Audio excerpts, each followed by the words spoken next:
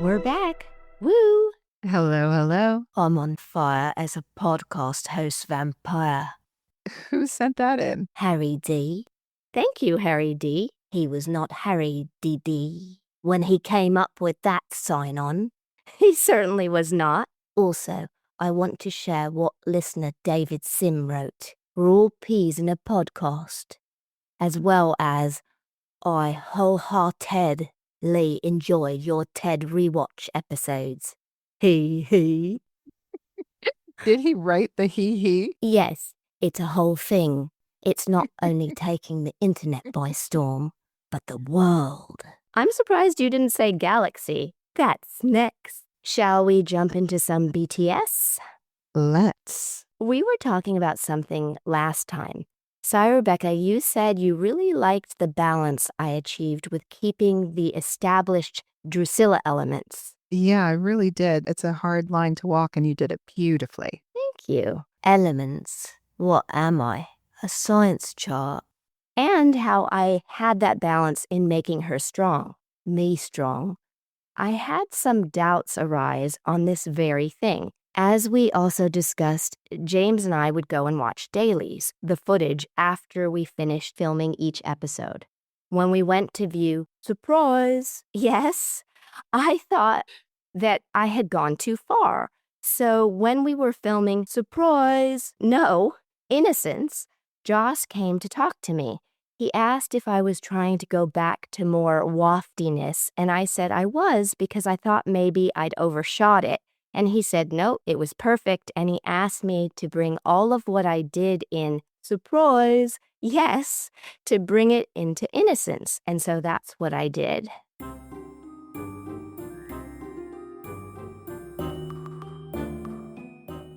Scooby Dru, did you replace my painting with this super cool print of the Ennis house? It's not the Ennis house.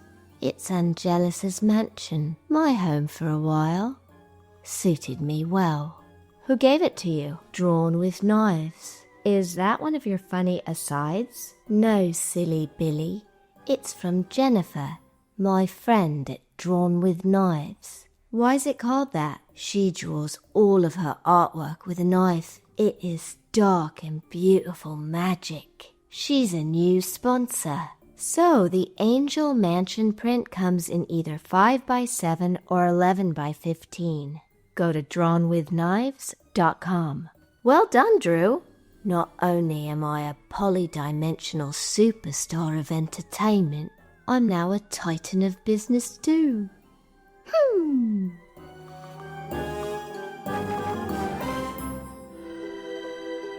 Synopsis. A brief summary or a general survey. Don't quote me, but I just love to compile, collate, posit, and then conclude. I'm summary gal. Yup, that's me. After Buffy and Angel spend the night together, the consequences of their love are revealed. Everyone in the Scooby Gang faced truths that are danced around until now. With the judge up and running, Drusilla healed, and Angel a rebel with no soul, the gang has to put their issues aside to defeat evil. That is the perfect synopsis. Go, Sire, Rebecca, go. Go where? Never mind. Buffy has been a series about the dangers of physical attraction right from the opening scene of the very first episode. So we've been building up to this for a long time. It's very dramatic. I like the previously on Buffy the Vampire Slayer before the episode starts. I knew you would like this one. It's a lot about you. That's not the only reason. The stakes are high. Hee. Daddy is back to his glorious, lowest self. This is a pivotal episode. It's a cool shot the way Spike's wheelchair rolls into frame. While he's busy goading the judge, I have a vision of Daddy's emergence. All the while, Buffy is innocently sleeping. Not for long. No, she wakes to find herself alone in Angel's bed. If Surprise was an episode of sadness and dread, Innocence is an episode of despair and torment. She wakes and immediately a fear of abandonment justifiably kicks in. Now the rain, which was romantic at the end of Surprise and was drawing them together to cozy up, is ominous and dark. The lightning really adds to this. In the alley, outside his gaff, Angel says the pain is gone. He then has a very quick snap for the first time in a while. His victim is played by Sophia Crawford, Buffy's stunt double. She's smoking and he exhales her smoke. You keep finishing your sentences? Yes. Why would you ever check on a downed person by yourself in Sunnydale? Right?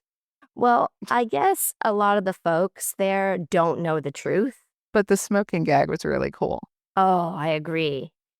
He does eat very fast, though. It's been a long time since he's had a human meal, and it's really quick, but maybe that's because of holding in the smoke for the shot. That would make sense.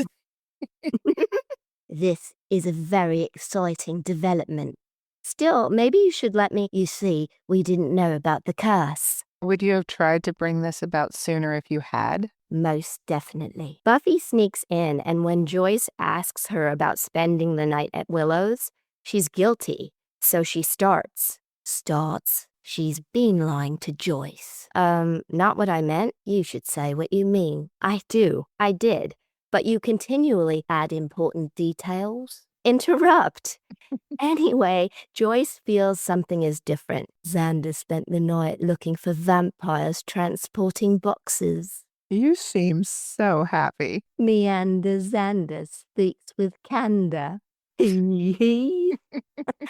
Everyone is worried because Buffy hasn't checked in. Jaded Giles assumes we've already assembled the judge. The gang is worried. No assembly required. You stole that from Buffy, who says it in the episode. It's funny, but also a reference to the season 1 episode with that title. It's a double indemnity. I think you mean a double entendre. I think it's interesting that Buffy is in black after her night with Angel. Again, the use of wardrobe adds to the storytelling. Like she's unconsciously dressed in mourning. She's worried about Angel. He has been Mia. Mia? I think you mean MIA, missing in action. Then you and Spike are at the factory and I'm naming all the stars, but I've named them the same name. And there's terrible confusion. You are particularly infuriating this record. Thank you. Spike and I have a great exchange about the stars in the ceiling. You're driving me crazy. Earlier, when we first see Drew and Spike, it's a really beautiful frame 2 shot with Drew in the foreground. This episode, you have a lot of brighter lighting where it comes to you guys, so we get to see all the details. Ooh, nice. When Angel comes in, do you know what his dialogue references? Yes. 42nd Street from 1933. Angel sarcastically describes living his Broadway dream and summarizes the plot of the musical. Come and meet those dancing feet. On the avenue, I'm taking you to 42nd Street. Let's all continue. Re-Vamped too. Hear the beat of dancing feet. It's the song I love, the melody of 42nd Street. Okay, come on in, Sid. Ya-da-da, da-da-da-da. Now let's all tap. Ya-da-da-da-da-da-da-da-da. Ya-da-da-da-da. No, thanks for joining us, Sid. Sure thing, Toots. Mummy, I came with Sid. Can I sing a little refrain? Yes, you may, Miss Edith. La la la la la la la la la la. 42nd Street. All right. That's true. All right, Re-Vamptees. Shuffle, hop, step for lap step. And let's finish off with some wings. You guys do realize that dancing on an audio program is not ideal. But I was channeling Ruby Keeler. Drusilla, I never thought that tap would be your thing. It's Sid's influence. How many dances does it take to screw in a light bulb? 5, 6, 7, 8. Ha ha. Okay, ladies, we gotta run. Ba-dum-bum. Fare thee well, sensational Sid. Fare thee well, Mummy and Sire. Bye. See ya. I didn't see that coming. What a group we have. Oh my goodness. All right, back to Innocence. Ooh.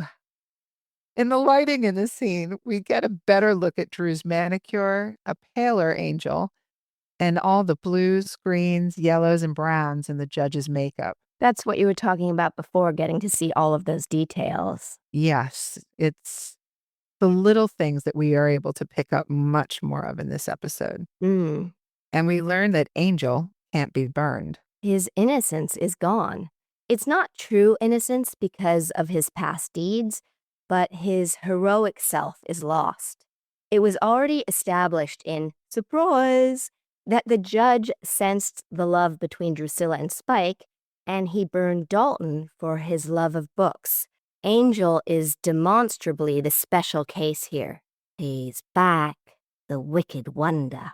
I talked about blocking my party scene in Surprise, yes, and how I wanted to dance on the table, but then Michael Lang told me about starting on my eyes and having me make a fitting grand entrance. This was one of those creatively satisfying things about working on Buffy. My dancing being up on the table was written into the next script. Innocence. It was exciting to see things, even if not where you initially came up with them, being incorporated into the world. Don't you like the bit when I say, we'll feed,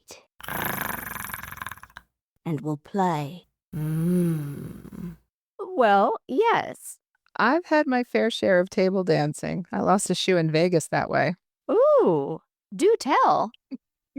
It was a 30th birthday in a bar that I can't really remember. And one moment I was on top of a table having a really great time. And the next thing I know, I was walking back to the elevator in my hotel with just one shoe. Oh my goodness, some alcohol may have been involved.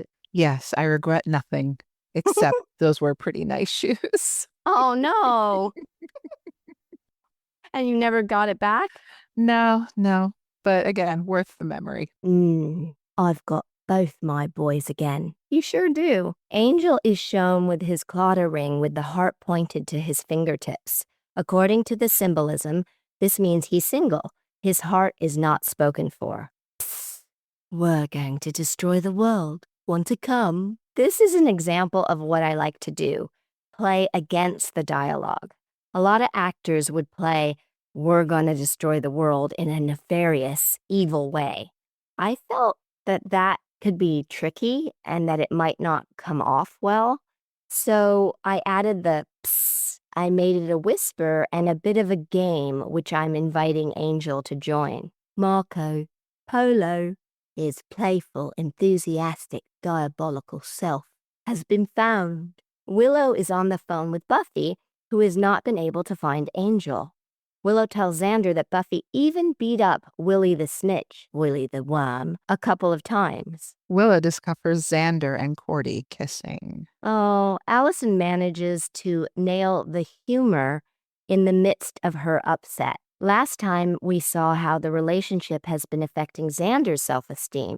This time we see the harm it does to Willow. The end of the scene where Willow vocalizes her feelings breaks my heart. La, la, la. Not literal vocalizing. It's a colloquialism, a coily thing, Dru. Oh. The combinations of betrayals that Willow deals with are really difficult. Xander's been keeping this secret, and he would rather be with someone that hates him than with her. Speaking of broken-hearted, Buzzy heads home. A forlorn version of the Buffy Angel theme plays, and instead of going inside her house, she heads to Angel's apartment. The scene of the crime becomes the scheme of a crime. Buffy walks into Angel's place. She's trapped and not truly realizing the danger that she's in. Angel is so mean. He becomes the metaphoric guy who doesn't call after sleeping with him. He's so callous and flippant. He sets her up by acting like his former self for a few moments, letting her come to him, hugging her. It's painful to watch when he switches it up. All things truly wicked start from innocence. Ernest Hemingway. Nice quote, Drew. What are you trying to say? I hate to admit it, but I relate. He took my innocence too. He's really cruel, nasty.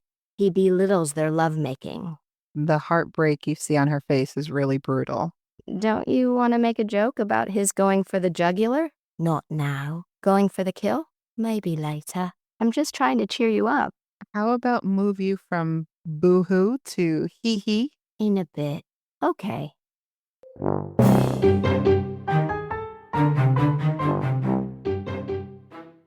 Grave Robbers from Outer Space card game is the game where you create your own B-movie and have a blast doing it. I love my movie's title this round. The House of the Vampire Goddess and the Annihilation of the Naughty Minion. Since I'm not your minion, I like it too. Alright, my cute vampire girl attacks your aged vampire hunter. Time to make him a ghoul to serve me! Diamonds are a ghoul's best friend. Come on, Drew. You always drag out your turn. I'll discard his sharp stake, but your cute vampire girl is now dust. Not so fast. I play Hiss and Flee, so she's safely back in my hand. Fair move. Secretly happy the vamp is okay. How many characters do you have left? 3. My prom queen, the bookish girl with no boyfriend, and the big bad wolf. Why? Oh, plot twist. The doomsday device goes off. Everyone dies. It's really weird, Drew. You always seem to get that one. I did say. Annihilation of the naughty minion. I'm not your minion. 1, 2. And guess what? What? I win. Again. The link so you can see how to play the game and get your own sets of cards is graverobbersgame.com. We talked about how Buffy mirrors Drew in a lot of ways in our rewatch of... Come on. Surprise. Aw, there we go.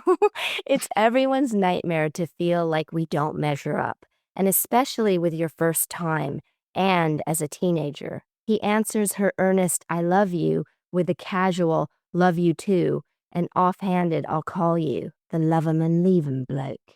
Drusilla really is Buffy's dark mirror. Although he never technically left me. True. Originally, this scene was set outside of Buffy's house. Halfway through shooting it, Sarah and David said it wasn't working, and it was moved to Angel's place. It makes sense that it should be intimate, inside, and more wounding to be where they connected so fully. Buffy is still heard saying that she saw him at the house in the dialogue, though. Enyos tells Yana that Angelus is back, and Buffy will have to kill him. Willow's been home, but she comes back because what's going on is bigger than her own heartbreak. Willow is consistently a character who does the right thing. She doesn't wallow. The establishing shot is interesting because the handrail of the stairs serves as a barrier. Willow and Xander are separated, standing on each side.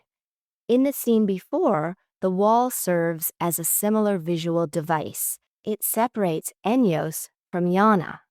This episode, in a lot of ways, is about separation. These visual manifestations make it resonate even more. Angelus comes after Willow. He's playing the nice role and sends Xander off to get the others, but Xander trusts his own instincts, and he doubles back. Jenny/Yana also shows up with a cross, and then Buffy arrives. Angelus uses the words dream on. It's interesting how dreams, or more aptly nightmares, figure so strongly into surprise, aw, there she is, and into innocence. It's all very confusing. Makes me sad for my old human self. But as a vampire, Daddy's behavior is delicious. That's twisted. Terrifically, tantalizingly, transformationally twisted. Xander uses the cross to get Angel to release Willow. He backs up his earlier words, rescuing Willow. He'd die for her. Angel kisses and shoves Buffy to the ground. A paradisical, perfectly peachy push. No. The gang try to figure out what to do. Miss Calendar says, Rupert, not in front of the kids. Willow comforts Buffy, who's crying and looking at the ring. Willow questions how Jenny knew Angel had turned bad. Giles asks Buffy what happened the previous night, and she behaves like any teenager, not wanting to tell. A little bit of the in and out. A little bit of the rumpy-pumpy. Yes, but we're in a more tender moment now, Drew. Bonking can be tender. Not really when you call it bonking. Making whoopee. Let's move on. Willow figures out what happened with Buffy and Angel. When she says, Giles, shut up, you really see her take control. She's wise and protective. Willow's strong and resilient. Her tone takes a major shift between everything that's happening between her, Xander, and Buffy. Xander has a plan for which he needs Cordelia. A hurt Willow says that they can have Oz drive his van. In the factory, I've got Miss Edith. I asked for her in this scene and added the stabbing of her eyes to illustrate, through behavior, hurting someone you love, like Angelus did with me and is doing now with Buffy. I understand his sadism. I've experienced it. I do. He flirts with Drew, saying no one understands him like she does, and lectures Spike, pointing out his failures trying to kill Buffy. He explains that using force will not work. You kill her by loving her. He's dismantling her. Wants to take whatever innocence is left. Awful. Yoy, yoy, hi, yo, I, yo. I-yo, I-yo, I-yo, I-yo. What are you doing? Singing, of course. Oh, Enigma's return to innocence. Join in, you too, listeners. Don't be afraid to be weak. Don't be too proud to be strong. Just look into your heart, my friend. That will be the return to yourself. The return to innocence. We really need to have like one of those 90s best of songs as sung by Drew. And it's just you with a misty background occasionally turning to the camera and singing one line. We gotta do it. Oh, God. I thought of that song because Angel revels in the loss of innocence, in emotional and physical torture. When Buffy first walks into her room, the shot is framed to show isolation. She's standing centered, surrounded by white walls, and the only thing standing out in the foreground is her crucifix. It's really a beautiful shot. Yeah, it is. It's such a heartfelt scene. She takes off the ring and she sobs. Her innocence is gone, not only physically, but more importantly, her emotional innocence. The concept of the loss of emotional innocence and the inability to return to a previous state is a central recurring theme in Shakespeare's works, particularly within his tragedies. The loss of innocence is irreversible, plunging characters into a new atmosphere they must adapt to.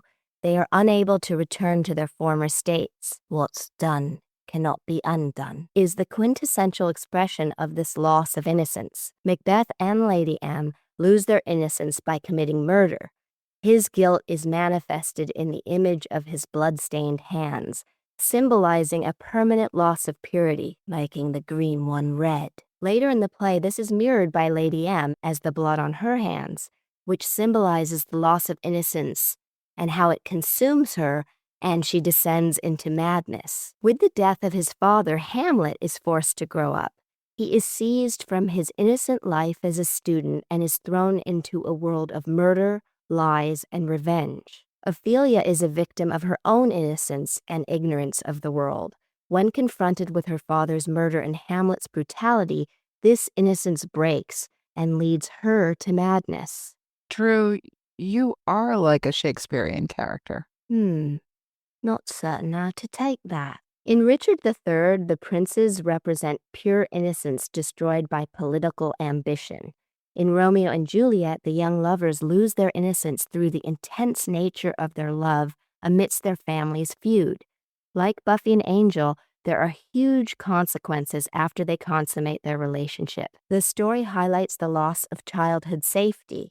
I did mention at the end of our Bad Eggs rewatch that when Buffy and Angel were kissing in her window, it was very Romeo and Juliet. Exactly. Not doing that again. Exigent circumstances. I mean it. You take the egg. Drew, it means you win. Oh, she's using Victorian slang. Oh, all right. King Lear loses his innocent belief that he's adored and powerful. This loss of innocence forces him to adapt from a self-absorbed king to a broken but more human figure. In The Winter's Tale, King Leontes and King Polixenes reflect on their childhood as a time when they knew not, quote, the doctrine of ill-doing, and exchanged innocence for innocence. The loss of this state is portrayed as inevitable, triggered by the onset of adult desires and jealousy. We all have that moment that breaks our rose-colored glasses. We turn from this romantic ideal that can rarely be lived up to. It's like you go to prom and you look amazing, and then the next morning you're coming home from your friends in sweatpants and carrying your dress. That's a great analogy. Reality hits. Yes. Buffy again dreams. We see images of their lovemaking, which is shot beautifully, and then a nightmare scene at a gravesite which reveals Jenny pulling the veil back on her hat. She is being unveiled in Buffy's mind. The visual montage is suggestive. It shows how you can suggest so much and show so little. I personally like that better than graphic sex scenes, depending on the material. I agree. I think it's more interesting to leave it up to the viewer's imagination to an extent. And the way they did this, it's very tender. You can feel that they really connected and that Angel did have his moment of pure happiness. It's intimate and close and weirdly sweet at the same time. Buffy's been longing to be able to go back to how it was before. So was I once myself a swinger of birches, and so I dream of going back to be Robert Frost. Great one, Drew. But now Buffy becomes active. She becomes the Buffy we know. She struts into the school meaning business and goes straight for Jenny. It is awesome, even if it is buzzy. Jenny/Yana comes clean, admits to being dirty. Well, yes. Her secret is out. Surprise! We're on Innocence now. Maybe Enyos could help, but Angel gets there first. Surprise! It doesn't really work the same when you're talking about, Surprise! No! Innocence! Innocence! Innocence! Xander uses the gun skills he took up in the Halloween episode here in Innocence. Yes, but the word doesn't really translate to yelling it out. Spoiler alert. It's established that Sunnydale has its own army base, which will reappear later. The writers would sometimes include inside jokes in the scripts. This shooting script contained, quote, a couple of soldiers pass. Xander suavely nods to them. They nod back and pass without comment because they are extras. When Xander and Cordelia make out, the direction was, quote, they haben der big smoochen. Allie and Seth do some nice, tender acting when he tells her he'll wait to kiss her till she wants to kiss him, and it's not about getting even with Xander. When Oz says, in my fantasy, when I'm kissing you, you're kissing me, it shows you just how both parties should feel and be treated in a relationship. Yeah, he wants to build a strong, healthy foundation. Innocence. We really can't have you yelling the episode title through every episode. All right, Drew? Angel has written on the walls like the Manson murders. Manson also preyed on innocence. Well, yes, but you need to stop that. Why? I think it's self-explanatory. It was an innocent question. He. All right, but I'm innocent until proven guilty. We get it. Okay, I have been proven guilty a lot. Do you want to discuss the next scene? We have to leave Spike behind. I like the blocking of how David peels my hand off of James. My hand off Spike. The Angel Drusilla Spike love triangle is being explored here, and the tension that goes with that. We saw this earlier when Angel flirted with Drew in What's My Line Part 2 when he was tied to the bedpost. Despite everything showing Drew and Spike are together, right down to the fact that his black and red wheelchair matches her clothes, Angel is taking Drew away from Spike. It's insidious, almost playful. And then Giles backs Buffy, not Jenny. Lines and sides are being chosen. They are. Giles literally turns his back on Jenny in the scene. His allegiance is clear. I pledge allegiance to the Buzzy, with captivity and torture for all. Nice. To be continued.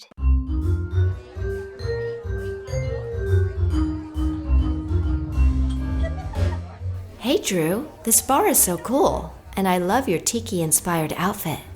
I do like to blend in when I'm on a secret mission. Here, take these and put them in your bag. What? No! Wait, are these gems? These pieces are amazing. Ooh, I love this creature from the Black Lagoon handcrafted ceramic mug. Oh, and this King Kong watering spike is super cool.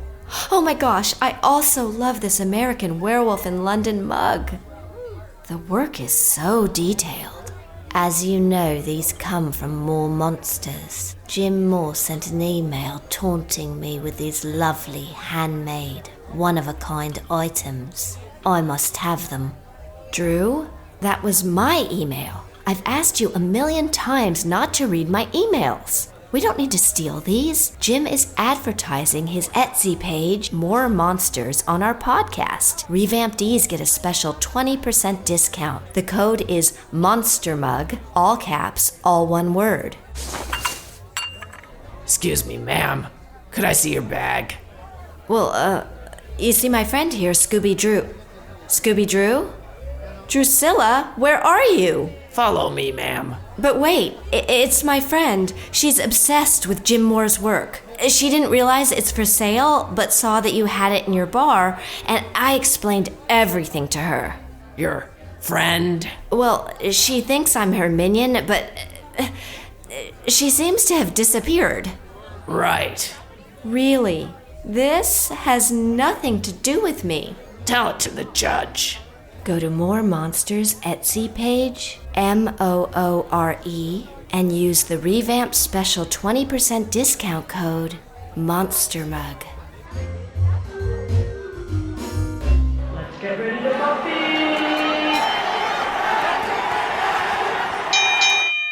Vengeance Val was the victor in our first inaugural Battle of the Uber Buffy fans. If you would like to challenge her title and be considered as a contender for this season's battle, please email revampedpod@gmail.com.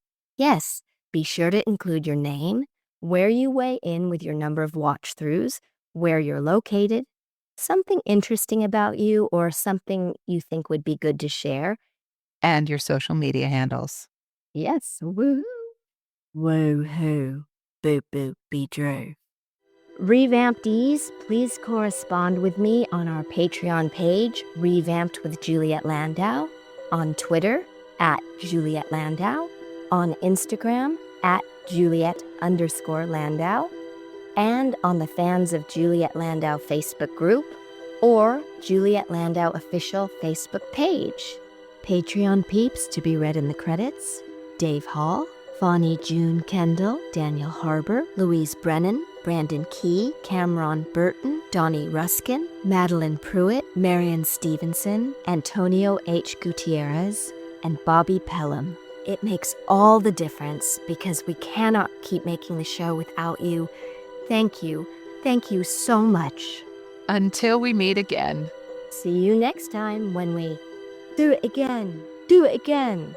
Until then, rewatch, revamp, reinvent, and be remarkable you.